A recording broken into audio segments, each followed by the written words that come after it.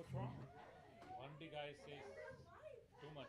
Warranty guy is He refused. won't, he won't warranty. Warranty is not honoring. Tesla, this guy, Lexus try hard. He says, we tried hard. They are not budging. Warranty, you have to pay from your pocket. Oh So my much. God. So I told him, no. Oh man. It's drivable. But didn't you know that? But I mean, you should have known that before you got it done. So why did you really have to have a whole engine replaced?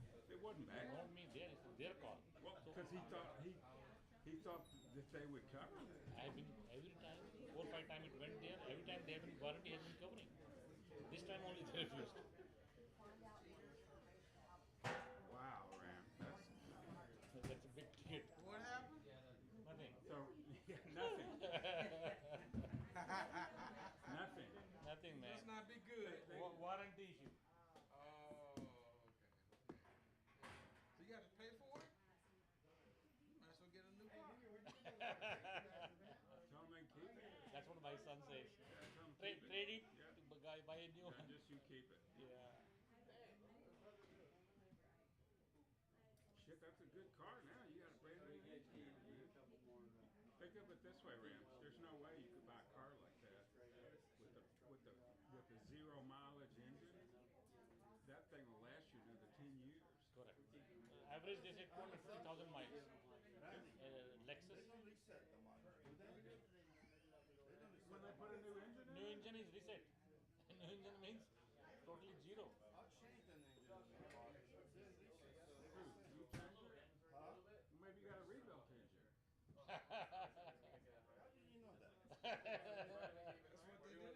If you put a new engine, they will reset it. But if you put an old engine, they may not So reset. I'm just telling you, you have a new car now.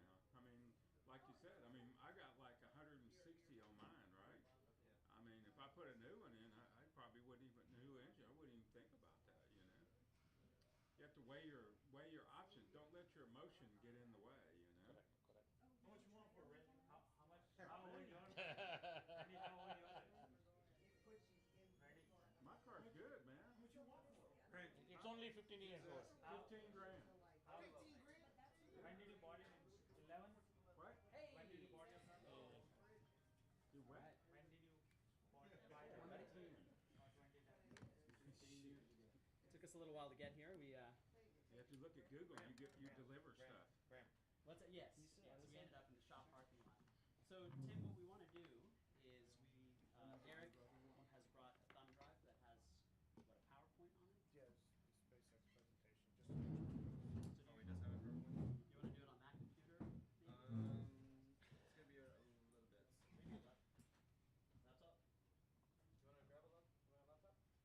Because right now it's just hooked up directly right here. Actually, we can go. Everyone, I want to welcome Eric to Piping Technology. Eric is the author of a couple of books on SpaceX, including reentry. We're gonna be streaming this, but it's only privately being streamed. It's only being streamed inside the company. So publicly, we wouldn't talk about having SpaceX as a customer, but privately, we're fine talking about it. So it's a real treat to have Eric here. I think what Eric is going to do is he's gonna like talk about what he knows about SpaceX and all the work that he's done here, and we give us maybe some of your background as well, like Sure, as a science writer at the Chronicle, and you know, he's gonna tell us all the, as Crystal said, she wants to learn all the deep dark secrets of Elon Musk. Oh yeah, that's right. That's great. Perfect. So are we streaming now? Okay, awesome. So Eric, welcome. Thank you very, very much. Are we? Is the audio coming through? Are we? Yeah. Okay. Good. I mean, this is we have a small group gathered here. Maybe, maybe actually, would someone like to talk about, like, just give Eric some context for how we're a supplier today for SpaceX? Anu, do you wanna maybe provide some context? Anu's our head of sales. Yeah. I would encourage others to chime in if I missed something. Our engagement with SpaceX started about, what did you say, 5 years ago? They came to our shop wanting support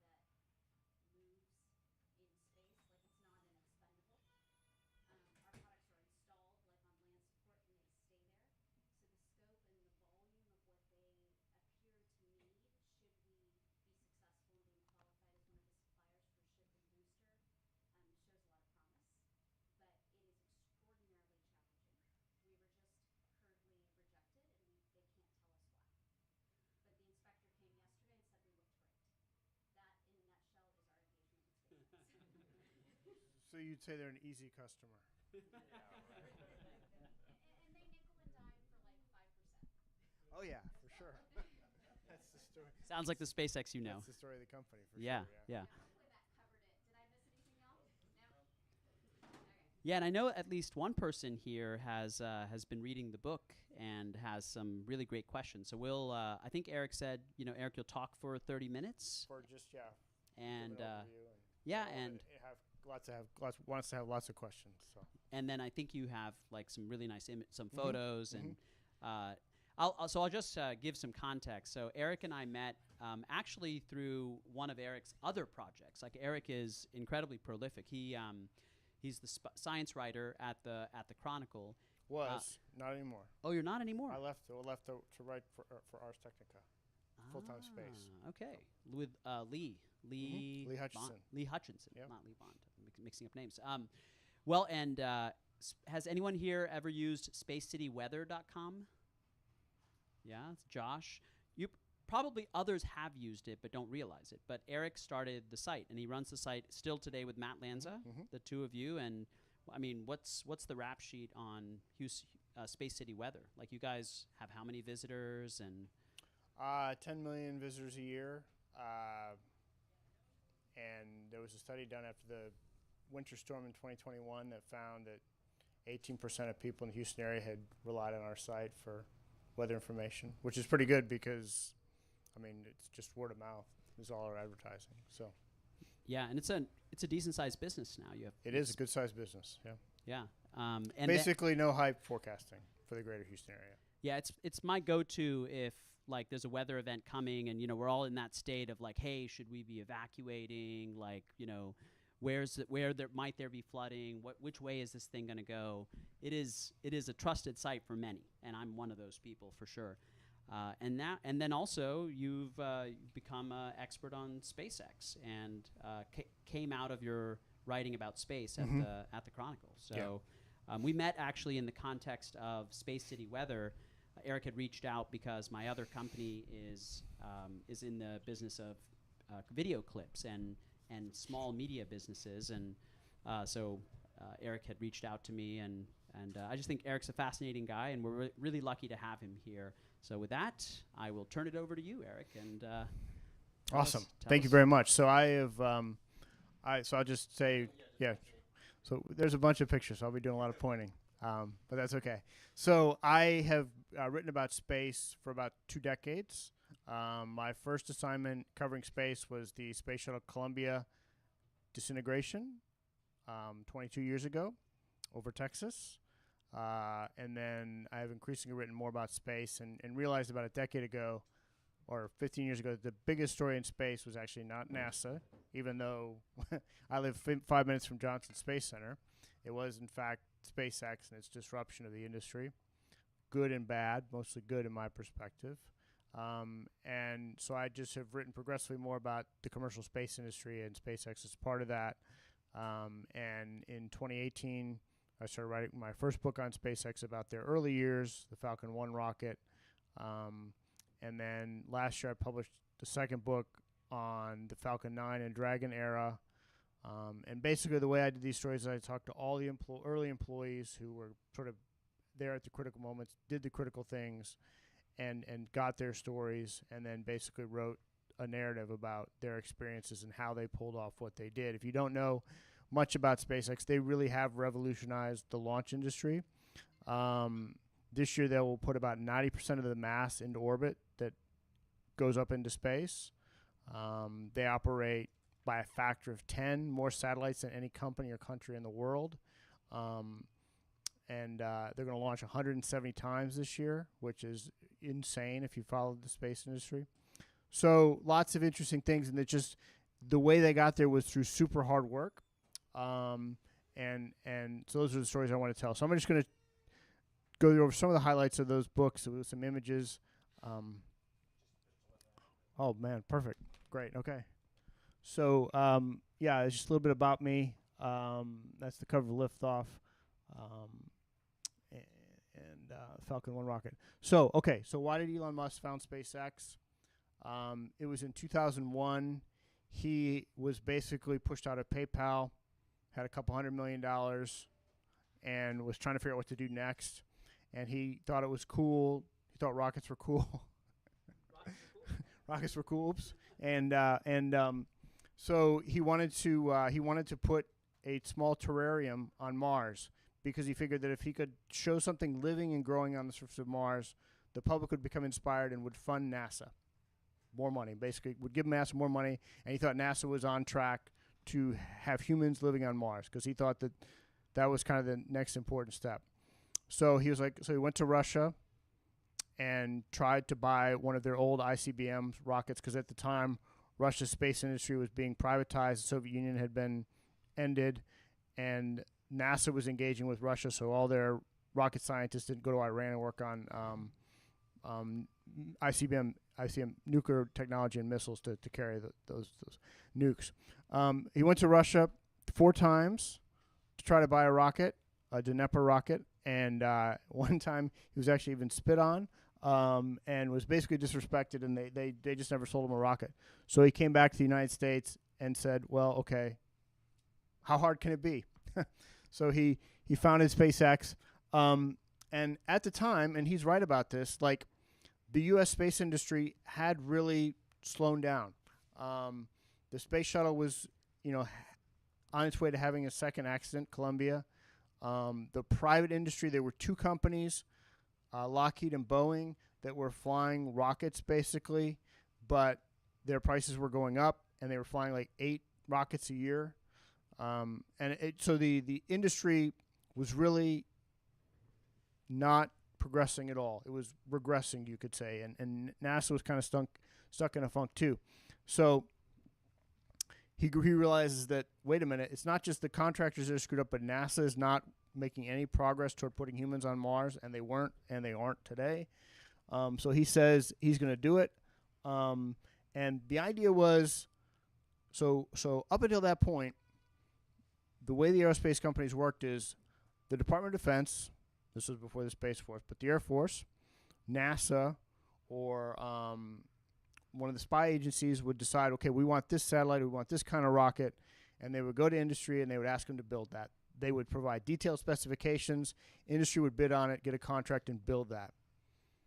What SpaceX did that was different, and it really was different, is they said, we're going to build a rocket that we want to build, that we think serves a lot of different needs, and then we'll just sell that to the government or to private customers.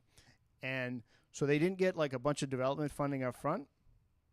It was invested by Elon and a few other early investors, and then he got small grants from DARPA and a couple other places. But it was basically privately funded. They said, we're going to build a rocket, the Falcon 1, one engine, and we'll launch customers, military customers, NASA satellites. It carries about a ton to orbit, and private satellites, and we'll make a business out of it.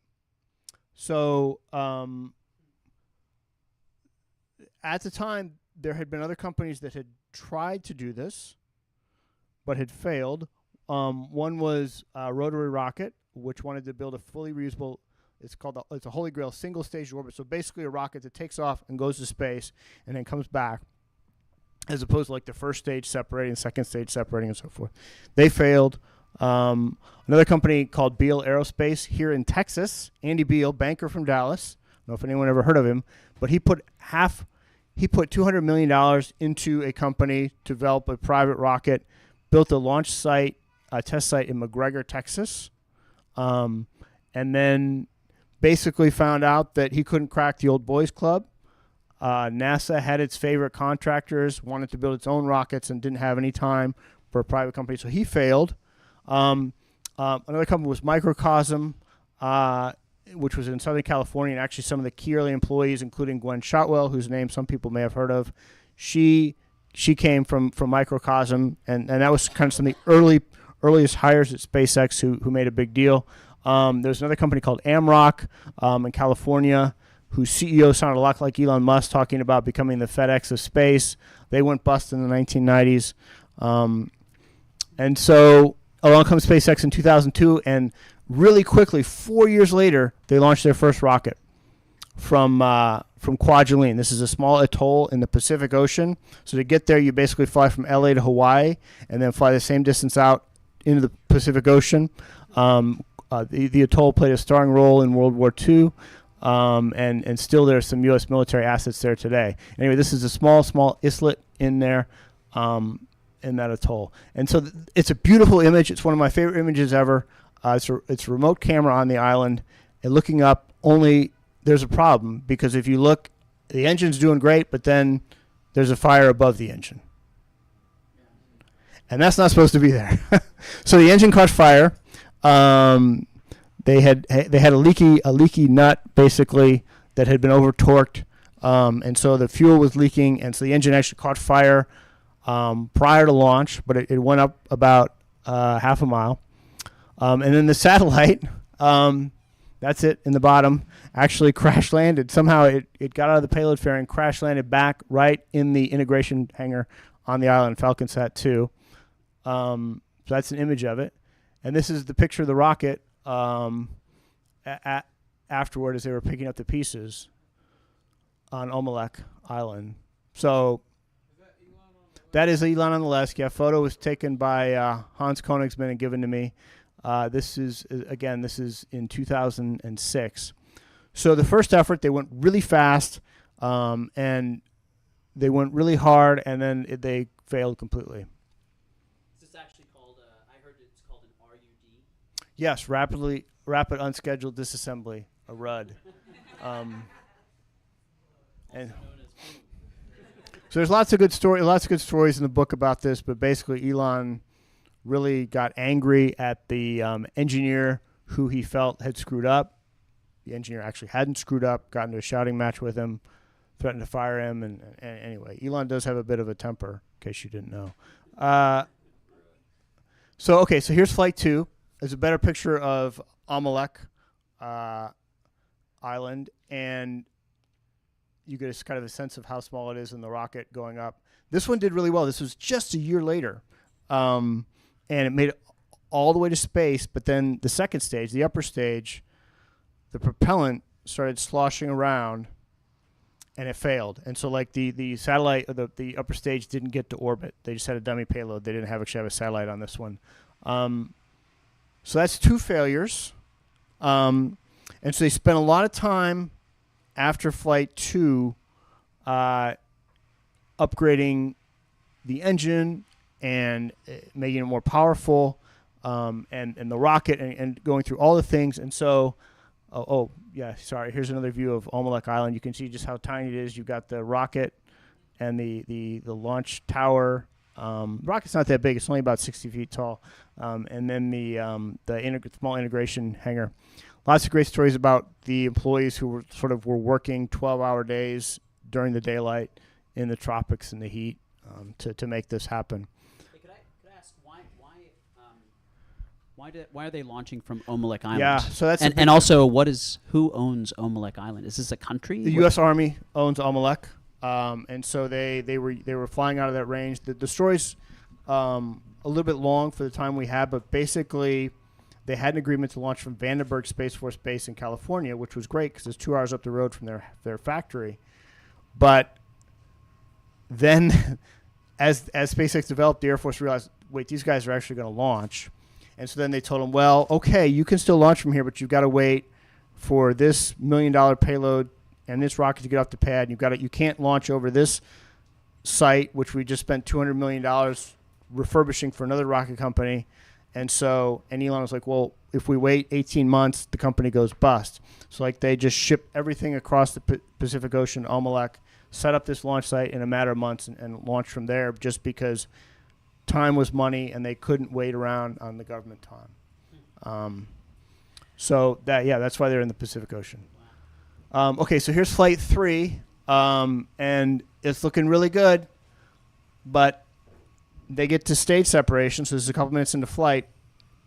There's a new engine on the rocket, and it separates, the rocket separates, but then the engine briefly reignites again, because it turns out there was some residual propellant that they didn't think was going to be there. And so the second stage flies up again and bumps into this upper stage and knocks it out of orbit, and the flight's dead. So this is August 3, 2008. the company has failed 3 times. Elon had told his team he'd give them 3 chances to orbit, and then the money was going to run out. This was also the summer that Tesla was having all kinds of cash concerns, and so like he didn't have money to backstop the company, and so basically the engineers are sitting around the bar on Quadriline that night thinking that this is it, wondering if they even have flights back to L.A. So it turns out Elon has a meeting the next day back in Hawthorne, California, and says, okay, we've got some parts in the rocket factory. We're going to give it one more go. This just explains, like, they didn't see the residual thrust when they had tested the engine. It's complicated. We won't go into it now. But it was kind of an interesting failure mode on that one that no one expected. So here's one of the engineers. Basically, she's saying that, 3 failures is a lot of failures. We didn't think we were going to survive that. We thought basically it was game over. But Elon says, no, we're going to go for one more flight. It would take place on September 28th. They used a dummy payload they called RATSAT. Looked like that. So to save time, it usually took about 4 weeks to ship the first stage from Los Angeles to Hawaii out to Kwajalein by barge. But they didn't have 4 weeks to ship it, so they arranged for a C-17 transport.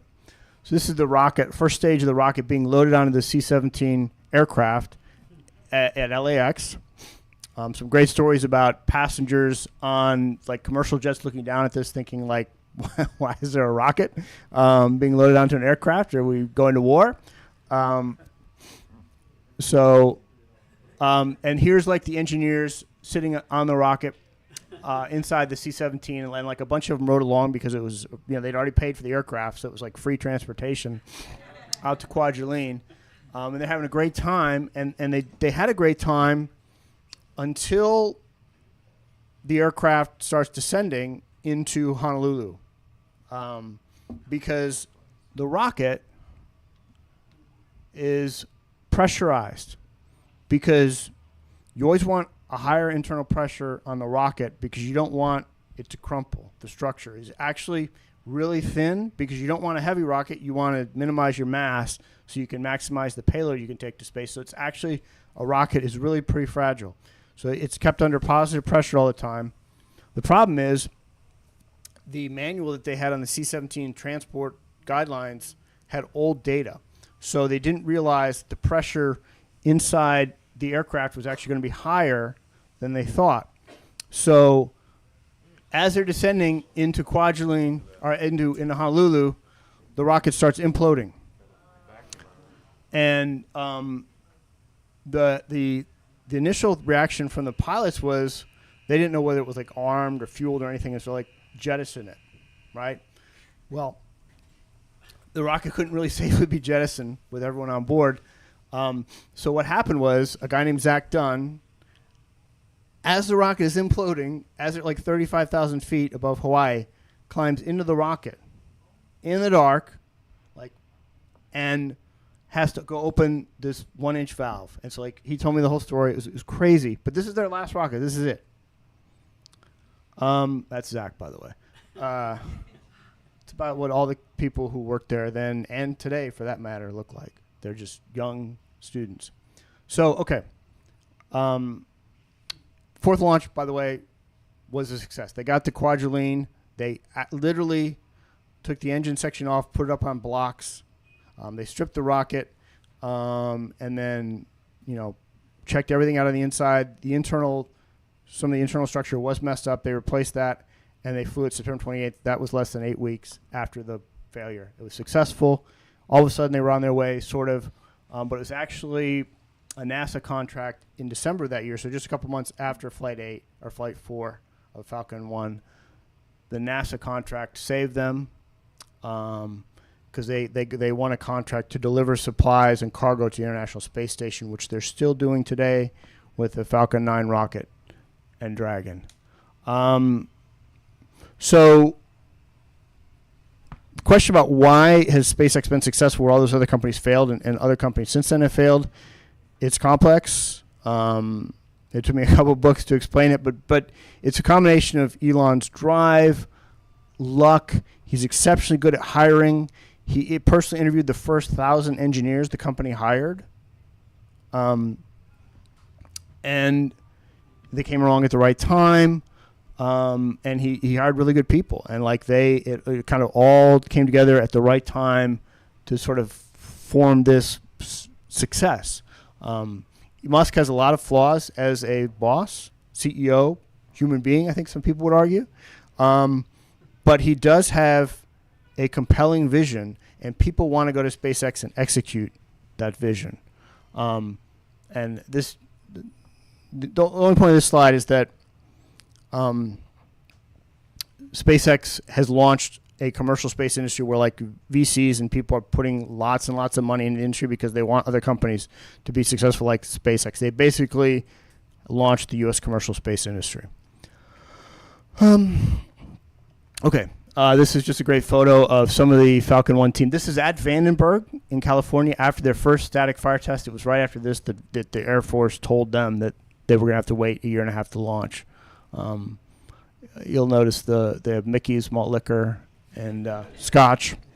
They did party hard. And this was just the team on Omelec. That's Elon sitting up there 2/3 of the way up. To his right is Tim Buzz. He's the launch director. And some of the other key people at SpaceX. Do you have some water or something, Rakesh? Of course, yes.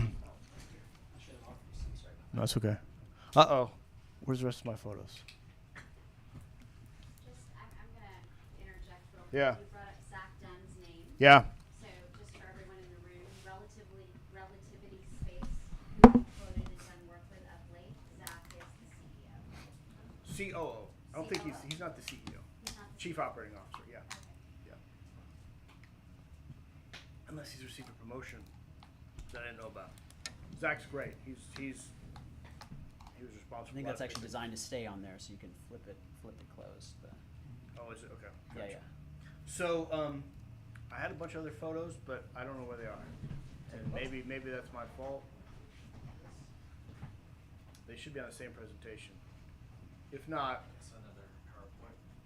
no, the other PowerPoint wouldn't have been, there would have just been one. So is the only way you could get to the island was by ship? I didn't see a. You could take, so back then, United Airlines, actually it was Continental, flew 3 times a week from Honolulu to Kwajalein. And there was a army base there where family members could go. You could not go to that island unless you were approved by the army, basically. And then there were native residents there. But they couldn't fly there. They had to go by a ferry or something. Not that one. Go back to the other one. I'm sorry. You could ship stuff, but it had to go through the army. Just scroll down. I didn't see like a Yeah, just one-way or start there. That's fine. Huh? I didn't see a one-way or something. Oh, I'm sorry. So it's an atoll. So there's a bunch of little islands around, basically. So Kwajalein was one of the bigger lakes. Omelec was one of the smaller ones. Yes, you had to take a boat. To Omelec. Sorry about that. So how do they put that rocket together? I mean, do they have the equipment, cranes and stuff on that island to assemble it? Well, they didn't really have cranes because it was a relatively small rocket, and they would integrate it horizontally, and then they would literally they were on like the Tiki Islanders who were building those stone statues. They would like literally roll it out on wheels, like push it. And I put a photo in there, and then turn it up. But basically, it was super steampunk. How did they do that? How they erected it? They had an erector, basically like they rolled it out horizontally and then erected up like this. And I screwed up my presentation, so it ate all of my Falcon 9 photos. But looking at time, it's okay. So Is that stainless or aluminum? that's stainless steel. This is Starship, and I'll talk about that in just a moment. So SpaceX basically is in survival mode for the first 8 to 10 years, and then they start getting contracts for the Falcon 9. Falcon 9 starts having success. They fly Dragon, the Dragon spacecraft, first cargo, then crewed. It made its first flight with people in 2020, summer of 2020. And so that's 5 years ago now. And just to give you kind of a sense of how SpaceX competes with the industry, in 2014, NASA decided NASA had previously decided, but NASA awarded contracts for crew transportation of the space station. So the space shuttle had retired, and they decided they were going to let commercial companies be responsible for getting their astronauts to the International Space Station. NASA gives $4.2 billion to Boeing and $2.6 billion to SpaceX, and basically buys 6 flights on the vehicles with that money, and it's basically money to pay for development of the vehicles. So SpaceX flies its first human mission, and has flown a dozen since for NASA, and then flown some private ones as well. But Boeing, you may recall, last year flew its first human mission, Starliner vehicle. Anyone remember what happened to those astronauts? Yeah, they got the extended stay in space. They weren't allowed to. They weren't allowed to come home. They came home on a Dragon. So, that's kind of like emblematic of how SpaceX has disrupted the space industry, and I would argue that if you took SpaceX out of the equation at this point, in a lot of different respects, NASA would now be significantly behind China in civil spaceflight. Yeah. This is a little sidetrack question, but at the time of the third failure, Yep. how much of Elon's wealth had he invested in SpaceX and Tesla? According to him, all of it. Like he had sold his house. Right, from what Yeah. you said. Yeah. And what he said he was putting into it, it was actually a little more than that 200 million. Yeah, he was fortunate to get some funding from the Founders Fund, a VC fund that summer to help with SpaceX. But yeah, no, he was tapped out. He didn't have any more funding. And it's interesting, he hasn't really put in money since then to SpaceX. It's just grown. It's got government contracts, commercial contracts, and it's grown in value, its private valuation. It's a nice contrast to what has happened with Blue Origin, which was founded, this is Jeff Bezos' rocket company, founded before SpaceX, actually. And it's been almost entirely funded by Bezos since the beginning, and he's probably put in $20 billion into Blue Origin. And they've been to orbit one time with New Glenn. A friend of mine is the CEO of Virgin Galactic. Oh, really? And, yeah, he introduced himself saying that I'm the CEO of the poor billionaire's rocket company. Yeah, he's the third. He's the third Richard billionaire. Branson. Yes. And I could talk for a long time about Virgin Galactic as well. They have a long way to go, I think, to profitability. Okay. Yeah, and we talked about this. I mean, you think the difference is Elon there. Yeah. Elon is a big factor in his drive. It's interesting because, a lot of the Elon created the culture at SpaceX, which might sound a little scary, but it's a culture that has been super successful and very motivating. And the reality is they burn people out a lot of, they get most of the brightest aerospace engineering students want to go there because it's like the Harvard of rocketry, right? You go there, you actually build things that fly into space. You're out on the cutting edge. But it's a very difficult environment to succeed in, long hours. But then you go through that crucible, and then you can go anywhere in the industry. And actually, one of the really benefits of SpaceX that I don't think people really talk about much is that there's been this incredible flowering of entrepreneurial companies in Southern California, not just in space, but like in energy, in transportation, in battery technology, all these other areas that basically are people who went to SpaceX, saw that entrepreneurial mindset, you talk about founders mode, that kind of thing, and really took their ideas and created their own companies. And so there's literally hundreds of spin-off companies out there as a result of that. Well, I'll let you continue, and then we'll go into some Q&A. Great. So let's just talk about Starship, because this brings it back to Texas. Before now, no orbital rocket had ever launched from Texas, right? Johnson Space Center trained the astronauts, managed the missions, but the rockets launched from Florida. The engines weren't built here. SpaceX is coming, and they put a huge test factory in McGregor. They bought the Beale, or leased the Beale aerospace site, old aerospace site in Central Texas. They've built a huge Starlink manufacturing center near Austin, which is incredibly impressive. They have a huge engine factory for Starship in Central Texas, and then I think most people know about the Starbase facility in South Texas, where they're assembling and launching Starship rockets. The thing about this, which I don't think most people really appreciate, is that that rocket is much more powerful than the Apollo rocket, the Saturn V. But if you think about Saturn V, which was super amazing, the first stage fell in the ocean. Second stage fell in the ocean. The third stage went off into space, and then the capsule and the lunar module went to the moon. The lunar module stayed on the moon in a lunar orbit, and then the capsule came back and was put in a museum. So nothing was reused from the Saturn V. The goal for SpaceX is to reuse the whole rocket. And by the way, that first stage, they've already reused it. Like, they've proved that they can land that and fly it again. Actually, they don't land it. It's caught by that tower. And now they're trying to get to second stage reuse, the upper stage Starship. It's going to be a tougher nut to crack. But it's incredibly impressive. And I would just say, who's been to a launch in Florida before?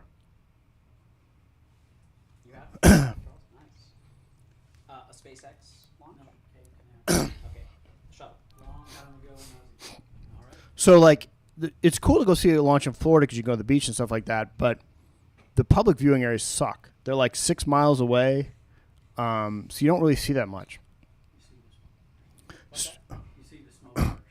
Yeah, with Starship, even if you watch it from South Padre Island, which is incredibly easy to get in and to and out of, like, there's none of the traffic gridlock nightmare you get in Florida around a launch. It's like 5.5 miles away, but it's right across the water. You have a direct view, and because the rocket is so big, you can see the whole thing, and then you can actually, get packages and see it even closer. But, like, you all should go see a launch in South Texas. Like, it's really cool. Do they restrict the bay? You can get out on boats and be closer, but there are keep out zones. There are keep out zones for boats, obviously, but then you can. They're like tour companies have set up to go out and see the launches.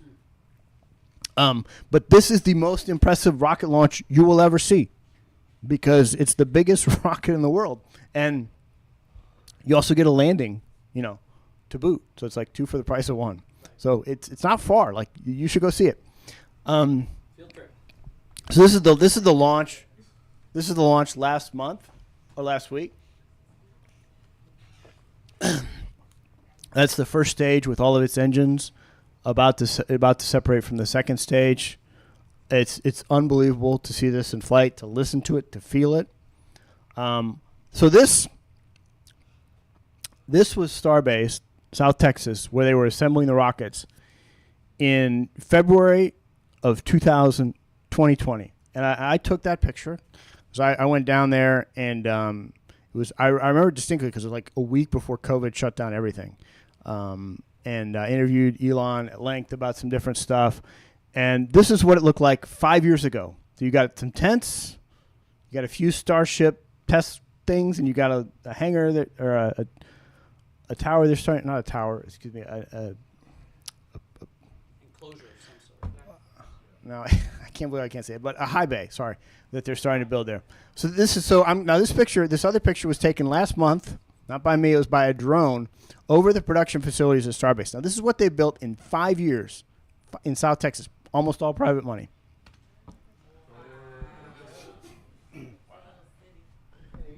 That's amazing. This is not even the launch site.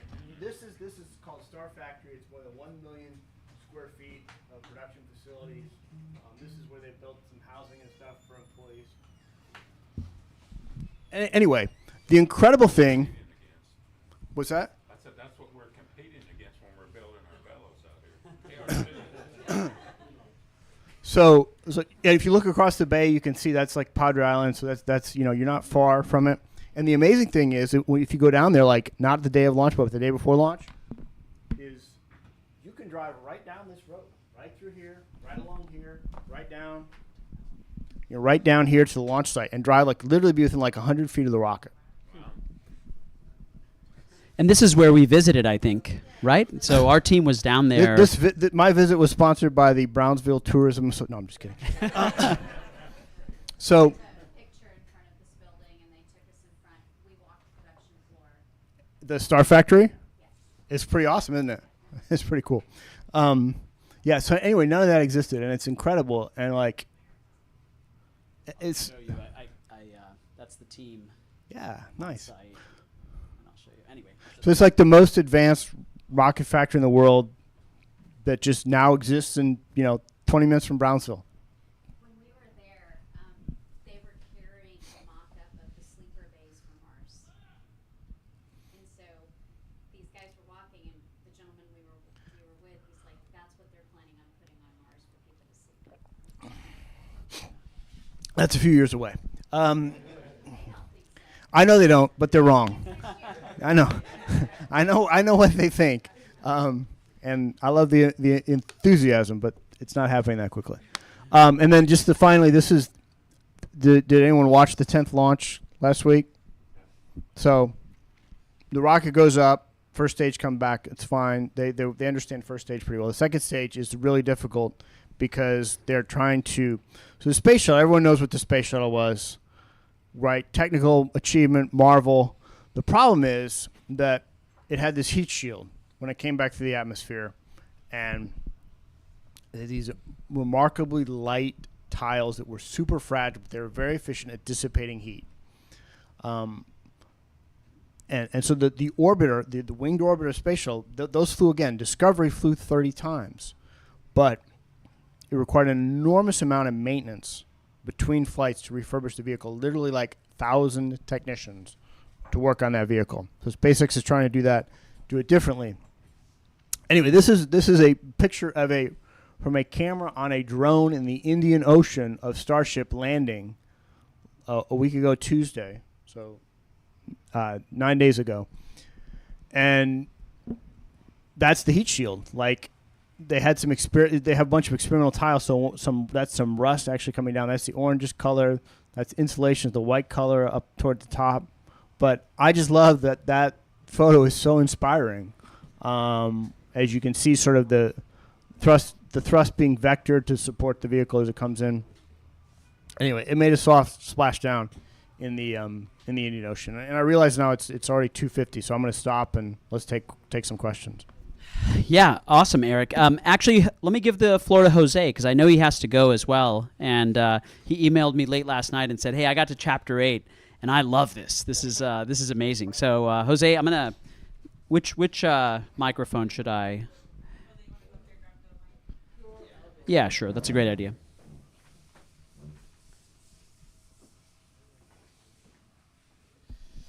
Hey, Eric. Nice to meet you.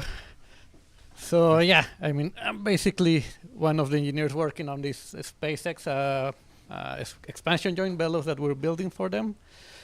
So one of the things that upon reading your book, that really caught my mind, and you also mentioned it, is this culture that is built in SpaceX, and how also you mentioned Elon can be a pretty bossy boss. And one of the sections that I read that really caught my eye is this, when they're getting ready for this Falcon 9 launch to get this Dragon up in the space, and they have this liquid oxygen on the lines, and you get the valve stuck, and they have to boil off, but they just basically have to sit there and just wait because they don't want to mess with it. You're talking about how basically Elon just busted this guy, Tim Bossa, over there, and just basically was blaming him for everything. So I guess my question to you is, what would you say is the common trait or the common driver of these people to basically keep up with that, work those insane hours, and just stay on top of it, basically? What would you say is the common theme that all of these leaders have in common in SpaceX that make this such a successful company? So it's interesting because I asked a lot of them why they stayed at SpaceX and why they left. And you mentioned Tim Buzza. He joined the company in 2002 and stayed through 2013. So he survived a little more than a decade. And yeah, he did get chewed out by Elon on that occasion. That's actually when he decided to quit. But the way to survive was to just recognize, personally accept the fact that you could be fired at any time for any reason. And have to kind of accept that. And like some managers went into meetings and say, what do I need to say at this meeting to ensure that I don't get fired? Now that sounds like a terrible place to work. So why did people stay? I think they stayed for lots of reasons. One, they liked the mission. Like if you're a space engineer, what they're trying to achieve is what most people want to do. Like a lot of the stuff NASA's doing today is not particularly inspiring. The inspiring stuff is being done to a large extent by the private companies. And so if you want to go to work for the government for a program that's going to get canceled, go work for NASA. If you want to go do stuff, you got to go work for a private company in a lot of respects. I think they didn't want to let their teams down. It's like they felt like they were kind of a buffer between Elon and their teams, and they felt like they wanted to protect them. I think they felt a deep camaraderie with their other VPs and directors. I think they liked the work, and let's face it, the compensation at SpaceX is great. You get a competitive salary, but more than that, you get stock options, which are worth a tremendous amount of money. Like the valuation of the company keeps going up and up and up, and I think the last I saw was $200 billion. Yeah. So if you worked there a decade ago and got vested and you have 1,000, 10,000 shares or whatever, like you're oh look, I'm a millionaire. Oh, I'm worth 10 million. Oh, I'm worth 50 million. And so if you stay longer, you get more of those shares. And so there's lots of reasons why people would stay at SpaceX, and it takes kind of like a special personality, but it is an environment where a certain type of personality who really wants to achieve great things and is willing to work hard to do it can thrive. Okay, all right. Yeah, I think also you mentioned on one of the books the stories that you mentioned whenever they took the rocket stage 2 from McGregor over to Cape Florida, where they actually run the rocket into one building, where Elon also got mad at, I think it was Thompson, and he called whoever the other engineer was driving over and told him, oh, you better fire this guy. Yeah, so what happened was the first time they needed to, so they did their stage testing in McGregor, Texas, and they needed to move the first stage from Texas to Florida. Now, historically, the way that had been done is it had been shipped by boat, right? Or it would be flown on, the shuttle was flown on a 737 aircraft. Elon wanted to save money, and so he wanted rockets to be able to be moved by truck. And so this was the first time they ever tried to move a rocket by truck from Texas to Florida. And it turned out to be a 10-day ordeal. And I had photos of my presentation. I don't know how I nuked them accidentally or whatever. But so literally, like, there were vans of people going along with this, pushing up the wires. They could not go on I-10 through Louisiana. So, imagine the byways through sort of rural Louisiana. There's like line of traffic behind them. And at one point, yeah, they were trying to turn a tight corner in a small town in Louisiana. The rocket struck a building. And yeah, Elon called Chris Thompson and said, fire Roger Carlson, who was sitting next to Roger, who was sitting right next to Chris Thompson. He said, take this call. Chris Thompson said, well, I'm not his boss. I can't fire him. And Elon says, well, then, you're going to get fired too. Right. And so Chris Thompson hangs up, and Roger Carlson turns to him and says, what was that all about? And he says, it was nothing. Don't worry about it. And apparently Elon forgot about it because they both worked at SpaceX for a while afterwards. So you mentioned earlier that the rocket was stainless, and so stainless will rust like that because of the re-entry heat there. So the rocket is stainless. the heat shield that's put over the exterior of the rocket is not stainless steel. But they intentionally put like misshapen tiles and like holes in the heat shield on this rocket and this vehicle and others to basically just get more data about what worked and what didn't, so that they could get closer to a heat shield that required minimal refurbishment and was low mass. So basically, this is just some of the, I think, some of the rust from some of those tiles coming out. Yeah, Tony? It's going to sound like a kooky question.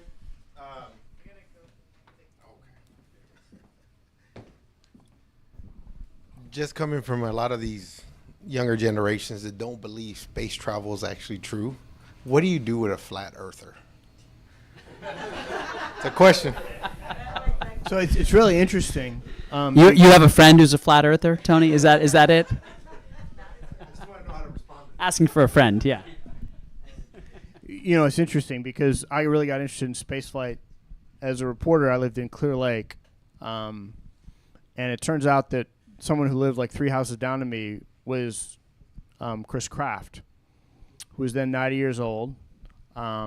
He was NASA's first flight director. He was the flight director for the first missions and oversaw the lunar landings. And so, like, it's really interesting to ask him that question, right? This was 10 or 15 years ago. And it's just part of the culture today, man. People want to believe what they want to believe because you get lots of podcasters out there talking about how the moon landings were faked, right? Some people will assert the Earth is not, the Earth is flat, which is pretty difficult when you have constant imagery of the planet from the space. So it's just, and I see this certainly in forecasting too with Space City weather, like just all of these charts shared about fear mongering about hurricanes, and my answer to that is just to put out the best information I can and largely ignore the noise. There are some people who will spend a lot of time offering detailed factual rebuttals to those things, but I mean, if someone wants to believe that the moon landings were faked, the odds that I'm going to convince them are pretty low. So why should I waste my time with someone who doesn't really care about the truth? And yet, Are they worried about, like, I see that the picture of the where they developed all that on that island, right? And you're into the hurricanes. Are they worried about the hurricane coming through there then?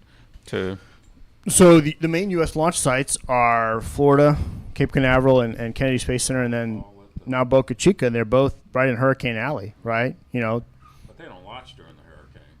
They don't launch during hurricanes. As a matter of fact, the Artemis 1 mission, NASA's Artemis 1 mission in 2022 was delayed by a hurricane that actually hit the launch vehicle out on the pad. It was a big deal back then. But like the rocket actually survived it because it was a Cat 1, so it was not that big of a deal. But yeah, I mean these launch sites are vulnerable to hurricanes. They have to batten them down, and they're also vulnerable to sea level rise. Buildings out there and the homes and everything. Yep. It seems like it's pretty flat too. It is. It's like 3-4 feet above sea level. Yeah, looks like the rocket come in and just like. I haven't asked Elon directly about it, but I would imagine his attitude is, it'll be fine. You're fired. And then if you're predicting the weather, then you may be fired. Well, he can't fire me. I do know he does have meteorologists that work at SpaceX who I know, but so maybe they would be fired. I don't know. But yeah. Have you ever wanted to work at SpaceX? No. I've interviewed Elon enough to know that it's my personality would not do well in that, not because I'm like a type A personality, but because like if I received one of those chewings out for whatever reason, like I would take that personally, internalize it, and like it would really affect me, and like that just would be healthy for me. So how did you get access to SpaceX and Elon Musk? This is I assume they don't just have a red carpet rolled out for members of the press to come in and write. Haven't you heard? Elon loves the media. Yeah, no, exactly. Yeah. He's a big fan. I've written intelligently about spaceflight, I think, since 2010, and understand the industry and recognize the significance of what SpaceX was doing. And so I think he appreciated that. And so we just sort of, developed a reporter subject relationship over time. Could you tell us a little bit about this private space industry that has really developed? It sounds like around SpaceX. What does that look like when you sort of survey the industry? What does it look like? Where is it headed? Where are the pockets of opportunity? So just to put things into perspective, first of all, this year with Starlink constellation, SpaceX expects to make more revenue than NASA receives government funding. So SpaceX as an entity now, in a lot of ways, is doing more than NASA in terms of what it's accomplishing.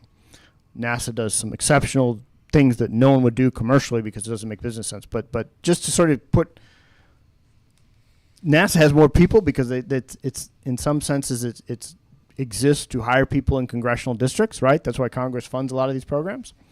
But SpaceX is a bigger entity in terms of what it does. So the commercial space industry started out 10 years ago, and the first wave was launch companies and Earth observation companies like Planet, a bunch of other companies. And the Earth observation industry, of course, has gotten much bigger. You've got visible satellite, synthetic aperture radar, all these different companies doing different things, in low Earth orbit.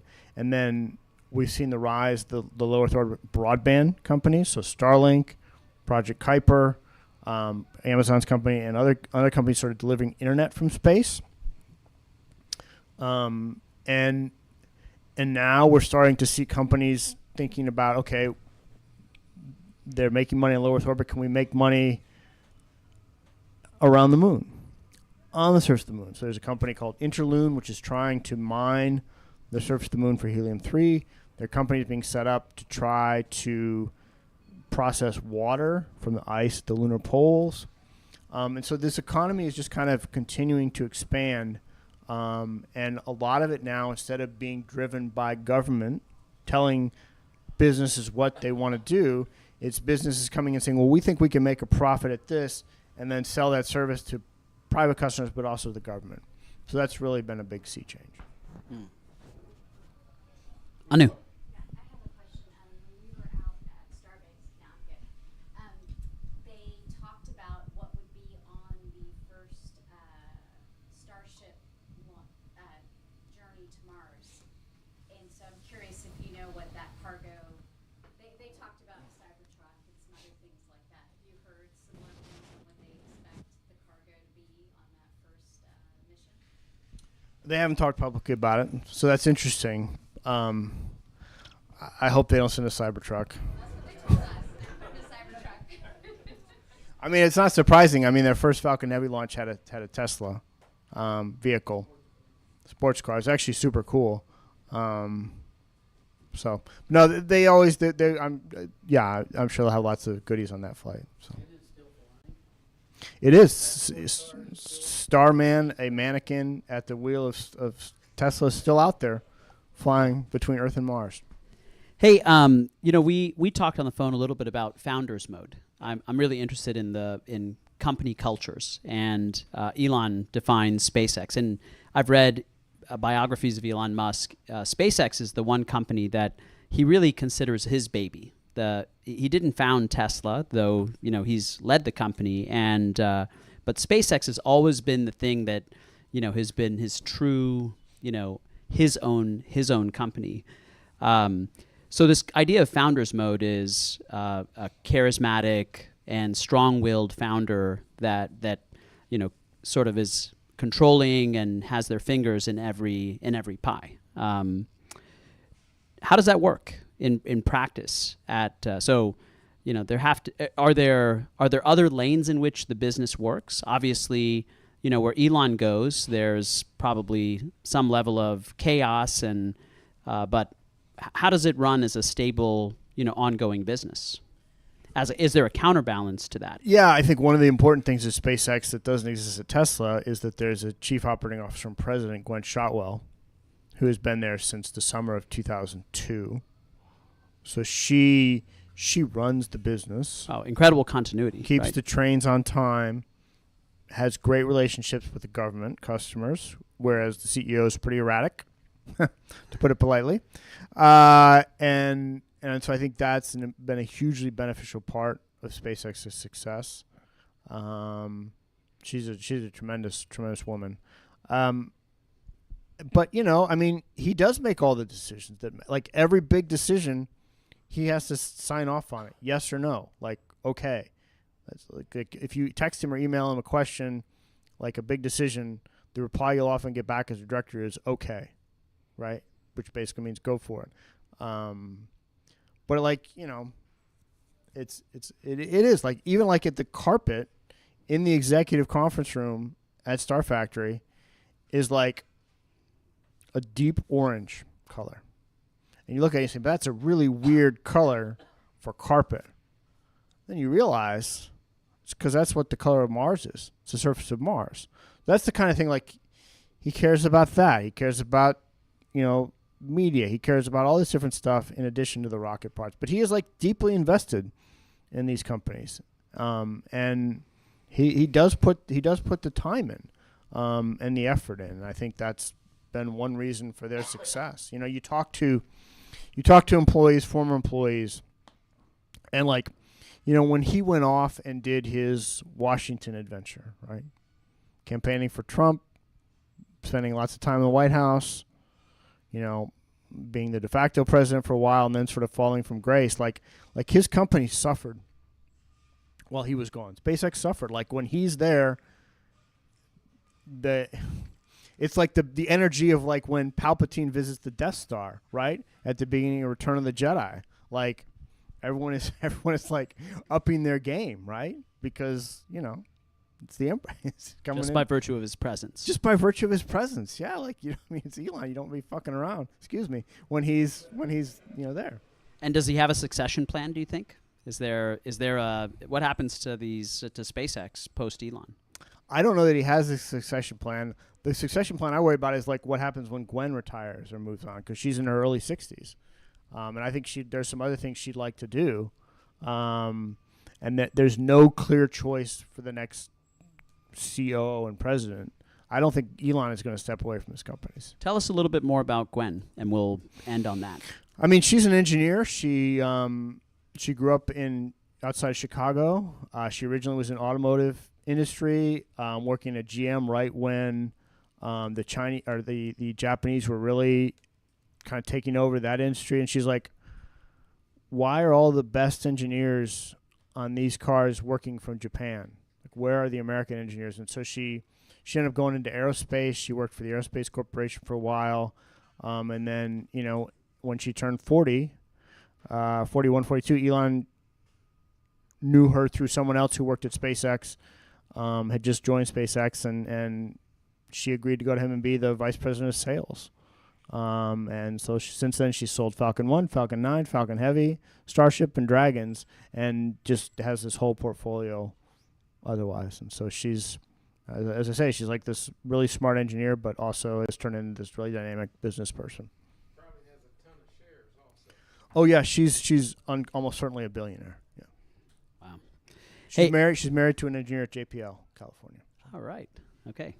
Hey, Eric, thank you so much for coming out. SpaceX is, I think, one of the most fascinating companies, and I know all of us have been inspired by the work that we've done for them and the time that we've spent down there and even working with their team. So it's really nice to get a taste of that from an insider of the company. It's exciting because it's local. Like it's literally like happening in Central Texas and South Texas and here. I mean, it's like Texas is fundamental to their success. Yeah, and we're all going to go out and see a launch at some point.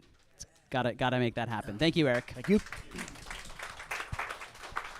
Hey, and why don't we get a photograph of all of us with Eric? Eric, if you don't mind, we'll leave this image up here, or is there another better image? That's a great one, right? Yeah, come on up to the front.